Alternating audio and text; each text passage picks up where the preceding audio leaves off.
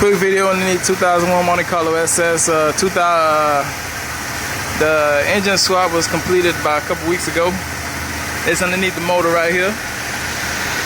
You know, still looking good.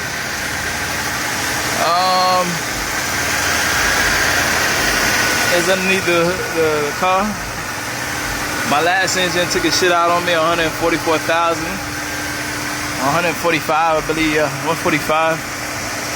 So now that I'm a thousand miles in on this engine, I decided to come down here and take a quick peek at it.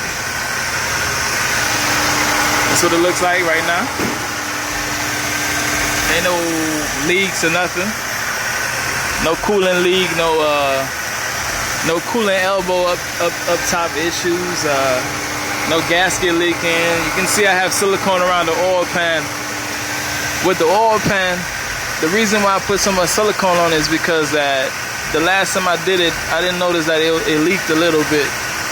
This gasket that comes on these oil pan, if you're replacing the oil pan on this car, you should not have to put silicone on the gasket. That's what the dealership tells you. It's a hard gasket. It's like a lifetime gasket. It's a hard plastic gasket. You know, it's not that cheap rubber that you can bend and whatnot. That's what the dealership tells you. It doesn't require any silicone. And if you look at it, you can see it's very tough. But my issue is when with these 3800s, they put out more power than people really think they would. So you have issues with that. You know, sometimes you could be doing 40 and you're really doing like 60 or 70 miles an hour and you wouldn't even notice. You know? So that's the issue at hand right now. Quick little update on the MC. I will be making another video. I have to service my transmission one more time. It's been a year since I've dropped the filter in it. I think it's been a year, a couple months. So in a couple more months, I should be able to do that again. You're supposed to do it once a year, or close to 30,000 miles, and I'm doing pretty much a lot of that. So yeah, that's basically it. It's underneath the car. Both CV joint boot, oil filter right here. You know, everything's up to par. Take a look at the back of the transmission right here. You know, there are a few wet spots. If you notice that there are wet spots where certain parts of the car has to breathe, and there's other parts of the transmission that has little wet spots. It's more like condensation. You know, it happens. You know, sometimes it depends on the weather, the climate, how it goes. You would get condensation, or you would get an actual leak if a gasket worn out. Don't be too frightened about it. You know, like they say, if it ain't broken, don't try to fix it. If it's broken, fix it as soon as possible. So that's what we go by. But that's mainly it underneath here. Everything is still intact. You know, this is the 2001 MC. It's underneath my car. Like I said, I had everything replaced. A lot of components replaced. This is a MagnaFlow catalytic converter. It runs beautiful. Best gas mileage you'll ever get out of this fucking car. This is the reason why you have PO440, I believe. PO440 is a catalytic converter. Not 440. I believe it's 442. I'm not sure. One of them.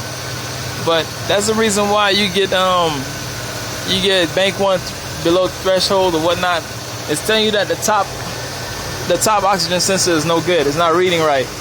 It's not reading differently or differentiate between the rear.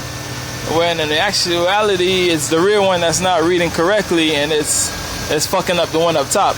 So what I did was I got brand new rear right here, and I got the same brand for the top, and I got a new catalytic converter, and that solves my problem. This gives me about, I say, 21 miles per gallon with the rims. And I do quick driving, slow driving, quick driving in between that. So I get about around 21 miles per gallon, you know, city-wise. Highway miles is probably 26, 27. Probably 28, but again, I have rims. These rims are heavy as fuck. Heavy ass 22-inch staggered. I have rims. But if I put on the regular tires and all that, I'll probably get like 22 miles per gallon city, and then probably 29 like you're supposed to get highway or something like that. A lot of people get 18. A lot of people get 17, 18 miles per gallon in the Monte Carlo SS 3.8 series, and also other 3.8 series, and that's because of the catalytic converter. It's causing the injectors to shoot out more fuel than it would normally would, and you start to get error codes like bank 2 or bank 1 is too lean, or it's too rich, which means it has extra fuel and air mixture going into the motor than it needs to. So the main problem is the catalytic converter. Catalytic converter controls a whole lot. A lot of people don't know that, but it controls a whole lot. So if you're having problems with exhaust problems and whatnot, start with the catalytic converter. If you can't take it off and shake it, or see if anything's broken in it while you're shaking it, because my other one, the whole inside was gone. The honeycomb inside shape, whatever it was gone. Look like I have some fluid down here that's stuck to my catalytic converter. I just ran into a pothole of water or something like that. Yeah, but every now and then you gotta check under the hood of the car once a week. Check things out, see how everything's going.